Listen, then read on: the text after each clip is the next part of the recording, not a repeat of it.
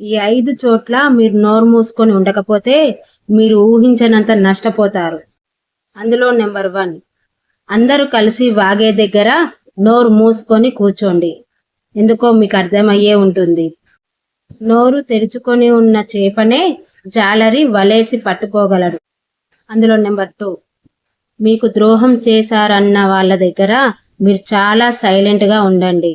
ఎందుకంటే మీరు ఎక్కువగా మాట్లాడితే అదే అదునుగా చూసుకొని మీలో తప్పు ఎంచుతారు. అందుకే సైలెంట్గానే ఉండండి.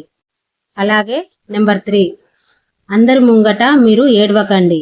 ఏడిస్తే మీరు మీ బలహీనతలు బయట వారికి చెప్పేస్తారు.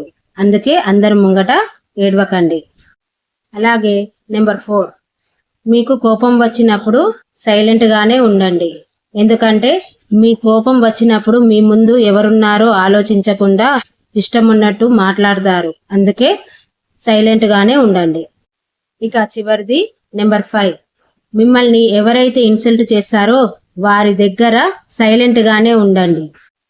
ఎందుకంటే వాళ్ళతో మాట్లాడి మీ ఎనర్జీని వేస్ట్ చేసుకోకండి.